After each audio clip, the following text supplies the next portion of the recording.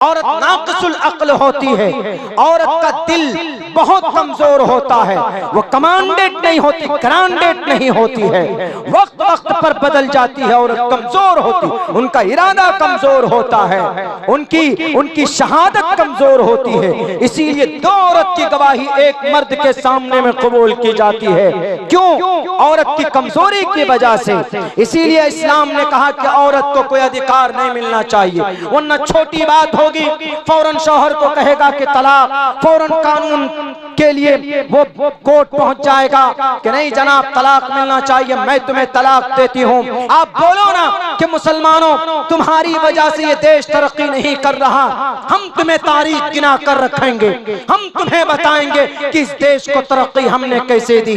इस देश के अंदर मिसाइल नहीं था तो मिसाइल देने के लिए मुसलमान कलमा पढ़ने वाला आगे बढ़ा। इस देश के अंदर, इस देश में क्रिकेट की दुनिया के अंदर नाम रोशन करने वाले हमारे कलमा पढ़ने वाले मैदान में आए तो देश का नाम रोशन किया। इस देश को तरक्की नहीं मिलती थी, गुनाहों की दुनिया में मार्केट करते हो, जब तक उर्दू जुबान को नहीं दाखिल करोगे तो उस वक्त तक तुम्हारा नाम बुलंद नहीं होगा, तुम्हारे म्यूजिक कबूल नहीं होंगे।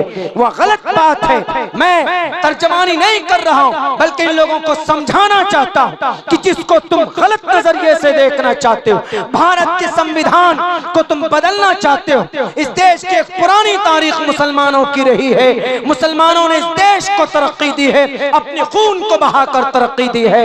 इस देश को तरक्की देने में इन्होंने अपने आप को कमजोर कर लिया। सच्चर कमीशन की रिपोर्ट पढ़ो, मुसलमान अगर कमजोर है तो अपनी करतूत की बुनियाद पर, लेकिन देश के खिलाफ कोई मुसलमान कहीं नहीं गया। कानून बनाना है आपको मुसलमानों के लिए तो बनाइए ना। सैकड़ों मुसलमान मॉब लिंचिंग कर दिए जाते। 2 रोज पहले भुवनेश्वर की सरजमीन पर 3 किलोमीटर दूर वहां के सीएम के घर से 2 नौजवानों को बांध कर मारा गया। आप इसके ऊपर रोक लगाओ ना। अगर मॉब लिंचिंग रुकेगा तो देश तरक्की करता हुआ जाएगा। क्या हुआ उत्तराखंड के अंदर? यह कह दिया गया कि मुसलमान यहाँ पर कोई बिजनेस नहीं करेगा। क्यों? भारत के संविधान का आर्टिकल नंबर 19 के अंदर क्या कहा? All citizen shall have the right. सारे भारतीयों को एक हक हुकूक दिए गए। किस लिए? उनको बिजनेस करने के लिए। To practise any profession, article number 19। Uttarakhand के जाहिरों, उत्तराखंड के फिरके बातिला के चेलो सुनो, आर्टिकल नंबर 19 पढ़कर सुनाता हो। All citizen shall have the right. Article number 19 के नीचे जाओ, ABCDEFG, जी पर जाओ। टू प्रैक्टिस एनी प्रोफेशन और to carry on any occupation, trade और बिजनेस। भारत का नागरिक सीतामढ़ी का है तो दिल्ली में जाकर बिजनेस कर सकता है, अगर कोई मुजफ्फरपुर का है तो पटना में कर सकता है, बिहार का है तो केरला में जाकर कर सकता है, अगर कोई सीमांचल का है तो उत्तराखंड में जाके कर सकता है। वहां के नौजवानों ने, वहां के फिरक़े बातिला ने क्या कहा कि मुसलमानों तुम जितने भी यहाँ पर फर्नीचर का काम कर रहे हो, तुम्हारी दुकान तरक्की कर रही है, इसीलिए तुम लोग दुकान बंद कर लो, नहीं तो फला तारीख तक तुम्हारी दुकान में ताले डाल दूंगा। भारत के प्राइम मिनिस्टर साहब, क्यों मुंह में आपका दही जम जाता?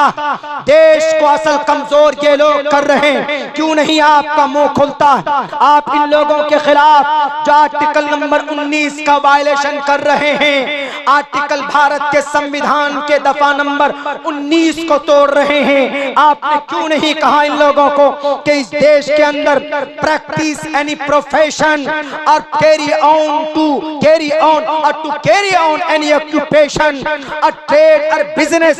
जब लिखा हुआ है कि कोई मुसलमान हो कि हिंदू हो किसी भी स्टेट में जाकर तिजारत कर सकता है, आप क्यों नहीं मना करते इन लोगों को? क्यों मना नहीं करेंगे? इसीलिए कि आपके चेहरे, आपके चमचे हैं, आपके काम करने वाले होते हैं, आपके पीछे पुष्ट पनाही में ये लोग काम करते। इन दहशतगर्दों को, इन देश के लुटेरों को, इन शराबियों को रोक लो। खुदा की कसम देश हमारा तरक्की करेगा।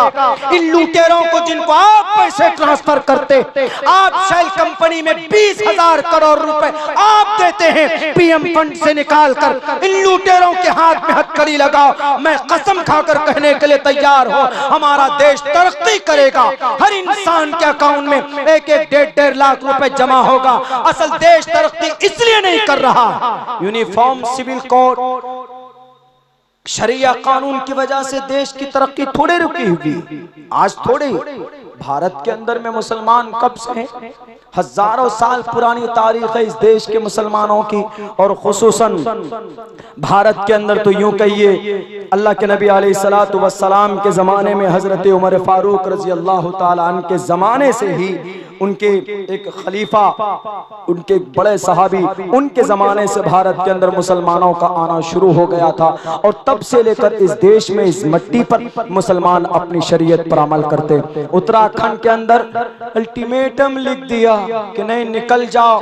वहां के मुसलमान इसलिए तरक्की कर रहे हैं क्योंकि वहां के मुसलमानों ने ईमानदारी से अपनी तिजारत और अपने बिजनेस को आगे किया है। उन्होंने मोहम्मद रसूलुल्लाह के सुन्नत के मुताबिक तिजारत शुरू की तो अल्लाह तबारक व तआला ने उनकी तिजारत में, उनके कारोबार में बरकत अता किया, तो वो लोग आगे बढ़े। तो तुम्हारे पेट में क्यों दर्द होता है? तुम सिर्फ सर पर, माथे पर कफन बांध लो, उसके बाद कहते फिरो कि नहीं देखो हम कर रहे हैं बिजनेस, हमारी तरक्की नहीं हो रही, इन्हीं की तरक्की हो रही, इसीलिए लो धमकी।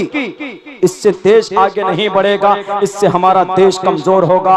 आउट ऑफ कंट्री के अंदर हमारे इस देश की बदनामी होगी। जितनी कोशिशें करना कर लो, जितनी कोशिश करनी हो, बहुत पहले से कोशिश हो रही शरीयत को बदनाम करने की, शरीयत को मिटाने की। मिटना तो दूर की बात है, क्योंकि अल्लाह ने साफ कह दिया कि भाई अल्लाह का कानून कभी बदल ही नहीं सकता, मिट ही नहीं सकता। ला तब्दील लिकलिमातिल्लाह। दूसरी बात है कि जो लोग बदनाम करने की कोशिशें करते हैं, कभी कश्मीर फाइल बना देते, कभी केरला स्टोरी बना देते। केरला स्टोरी में 32,000 लड़कियां वो कन्वर्ट होकर सीरिया चली गई, वो उसमें दाइश में ज्वाइनिंग हो गई। तो हम देश के प्राइम मिनिस्टर साहब से पूछना चाहते हैं कि आपका जो सेक्रेटरी साहब हैं अजीत डोभाल साहब, बड़े टैलेंटेड हैं, 4 साल पाकिस्तान में रहकर आए, केमिकल हथियार कैसे बनता उसका पता लगा कर क्या है, वो क्या अचार बना रहे थे। जब 32,000 बच्चियां जा रही थी, वीजा किसने इनको अप्लाई किया? आपको पता नहीं कि बच्चियां कहां जा रही, पता चला पूरी षड्यंत्र थी वो डायरेक्टर की।